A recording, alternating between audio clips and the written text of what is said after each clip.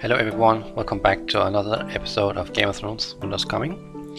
Today we are going to take a look at something that has been announced recently. There has been news, real news regarding a new crossover event.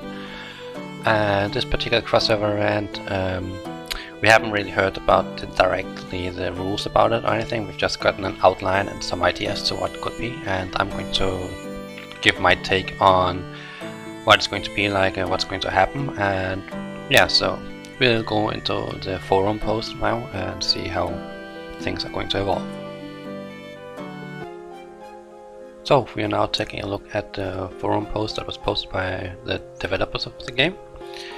And basically the new game mode or crossover event is going to be called Glorious Battle. And we're going to take a look at what they have to write. Hand of the King, Queen, Finance Minister, each of them plays their role and help the King, Queen reign. So are you in the Glorious Battle. The new crossover event Glorious Battle is about to start. Players from a kingdom will unite as a faction and fight against other factions in a new map. This means more than two factions will be competing at the same time and fight to occupy as many territories as possible to be crowned the final champion and receive abundant rewards. The first difficulty that you'll be facing is that you have to choose a military position in your faction, so that you can make the best out of you and set up a better plan for your camps before you enter the battlefield. 3 kinds of military positions will be available, which of each will be serving for different wars and ordeals. United we stand. Note your troops will die in glorious battle. 2 hints are listed here apart from the description, and let's see what you can find out. What military position do you think that might be available? Which positions will be chosen and why? What can you conclude from the hints down in the picture? And post your thoughts and so on. Basically, we have here the first picture, which is the new map, and the second picture is the concept battlefield. Before we take a deeper look at this, we can take a look at what they are basically saying. So we have to choose our military position. There will be factions rather than alliances, so that means that in some form or fashion the kingdoms will be combined into a faction, and it's basically said that there will be more than 2 factions. And you have to basically pick 1 out of 3 kinds of military positions, I would assume, and serve that specific role for your kingdom/faction. If you look at the map, it looks quite big. I would probably say it's bigger than the Champion City Siege map, and there are different kinds of terrain, and it looks similar to, if you like, in terms of style, it looks similar to the normal overview map, where you have winter at the north, you have the desert at the south, and then you have like this kind of similar structure in the middle where it's just normal grass fields and some areas with mountains and stuff. What can be concluded is that there seems to be a water area to the eastern side, and to the west it's more of a mountain heavy side. So how this is going to influence the battlefield, I'm not sure. Down below you can see a concept of the battlefield, of course, and you can see like there are different kinds of buildings, positions and stuff that you can basically get, and there are also like different kinds of starting points. Does this mean that each faction will basically be in a different point, potentially?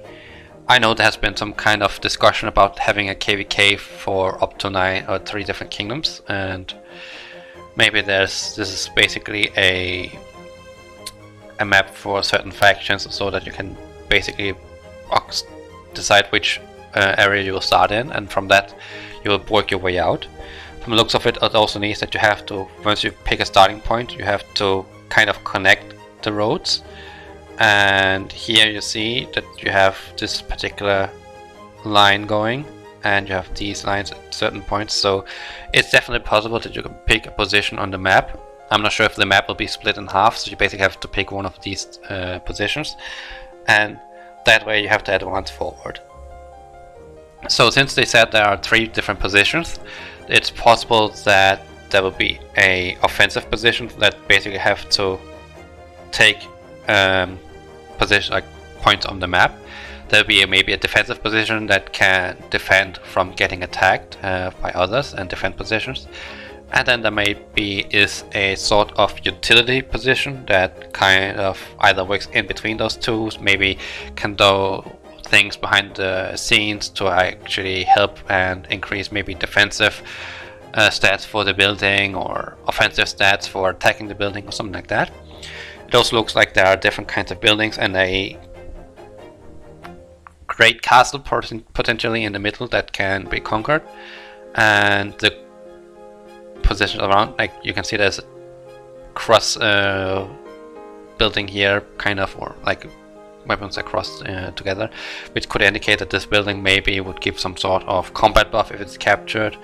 There are certain positions that maybe are stronger defensive strongholds that maybe have certain abilities similar to what we see in AC, that sends out like marching armies to kind of whittle down what's in the nearby or support what's nearby.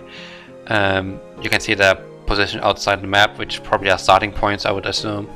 Whether or not it's starting points for the factions or it's starting points for alliances, I don't know. Since they say it's more than 2, maybe it's 2 per faction, so it's like a total of 4 factions on the map. Maybe it's only 2 factions, which will be allowing us to have split the map into 4 and 4. If it's 4 factions, it will split the map into 2, 2, and 2.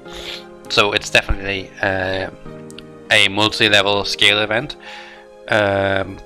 It says that your troops will die in glorious battle, so that could kind of indicate that it would be something event-sided like Champion City Siege, where it's something that happens once maybe a month or once every 2 months. So that's definitely interesting. It's going to be interesting to see how the map is going to affect how the game is being played. You can see that the mountain terrain basically means that people have to kind of follow these routes, and the water terrain here is also kind of meaning they have to follow these routes, and leaves up a hope, like the mountain area here leaves open an area, so you have to kind of walk around, forcing you to probably split into the corners and fight for certain positions early on to kind of defend. And this also could indicate that corners positions would be easier to defend because they are kind of tucked away, so you have like these areas that you can go out from. Basically you can see that you have 3 here that will be almost difficult to contest, because if they walk out here then you will already have here and you'll start contesting for this area, whereas those areas here are more like decision making if you want to go for further in or you want to spread out. It's also not known if we have certain, like if the areas that we are spawning in have certain, or the 2 first areas have certain limiters put in place that you can't invade them, so you at least have like an ability to go out and without having the enemy side basically just push you completely into the corner and block you off and just take the entire rest of the map. So there are certain questions, certain things that can make this game mode interesting. I think there's a lot of strategy involved, but of course it also depends on the matchmaking, because if there's one kingdom that's just stupidly strong and just can take over the entire field, nobody is going to really bother going into the event. The fact that troops will die might also make people hesitate into going to the event. There are of course different ways to look at it. For example, in Treasure Seeker, troops will also die, but it's only like a small amount of troops that die. So it's possible they might implement something similar to that to make it kind of balanced out, so people won't get like completely destroyed to zero. And of course it also depends on the rewards that you're getting and how the positions are going to influence, because if there's certain positions that allows you to actually contribute without actually having to engage in direct combat, I'm sure that more people will be interested in playing this specific mode. And it also depends on the entry requirements, like there's only certain top alliances in each kingdom that are allowed to enter this battle mode. Is it a BR restriction? Is it a certain activity restriction? I don't know. So all in all, it really depends on certain factors such as the matchup. It depends on the death rate, it depends on what positions there are, it depends on what rewards there are, what entry requirements, what benefits there, basically roles and so on. So the concept definitely sounds interesting, but I know for a fact if we have to like kind of compare it to something like Champion City Siege, a lot of people do not really like Champion City Siege because it's super whale focused, and if it's going to be a similar thing here where whales can just dominate the field and destroy everything, then people won't play it, so they have to put in some kind of balance mechanic to actually make the event work out. And it's a bit of a shame that we haven't really gotten more information about it.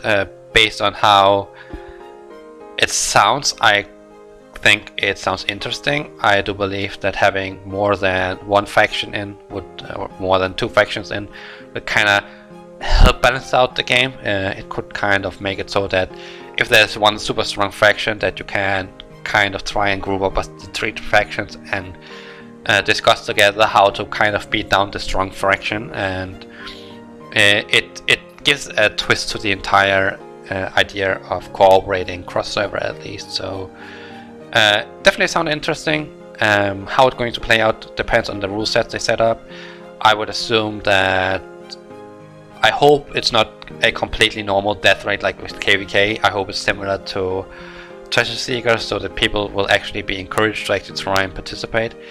And I also want to know how this entire map kind of works out and how the defense points are going to play in. If this is going to be a 1 hour event or a 3 hour event or something like that, could also affect how things going. If it's a one-time event like Champion City Siege, or a several match event where maybe you have 1 hour and then the match basically stops and records your, like, saves the positions that you're in, and then at the end of the season it will basically just log whatever you've done over several matches, and maybe at that like second match you will start from the save point and move further on. I don't know. For me it looks similar to Champion City Siege in the sense that it would be a one-time event, since also the troops die, so it would not be so costly. And yeah, so definitely looking forward to it. What I will be doing, I don't know. If we get further information about it, an update or so, I might make another video about it. And of course, if we are getting a different take in terms of the testing season, I would assume, then I will of course try and see if I can also record it to kind of give an idea of what's going to be expected from it. But yeah, that kind of follows like the general ideas and maybe points I have to how this game mode is going to play out. So we're going to go back into the game fast now. So we are now back into the game and looking at the Midsummer Festival. The hunting festival has ended. Unfortunately, no real great rewards for me, but I got some decent stuff still. I believe I got some tokens and some refinement stuff, which helped me just further my refinement. There's probably going to be the resource collection event starting in a little under 2 days, probably on Monday. And yeah, glorious battle. Will it happen during this Midsummer event? It might. We might have the testing on the like in 10 days, maybe in a week. It could potentially fit into a week. They usually want to test things in the weekend to see if things work and have as many people as possible play it. And we have like, we're still missing information on some events. We know that the resource collection event is coming, and we know that there's going to be a Commander Awakening, which has been confirmed to be Melisandre. So it would not be unlikely to think that resource collection will be at that day. Then the testing for the other, like the glorious battle, will be this event. Maybe Melisandre is going to be that event or the last one. And then we have a last event to potentially to be free to play or something like that. So yeah, that's kind of what we can look forward to. Right now we have Siege of Winterfell going on, which will be a second match today. 1 hour first match, so that's really great. And today we are fighting our rivals Nox, so that's going to be interesting. So yeah, take care guys, have fun, good luck with the events, and see you next video. Bye bye!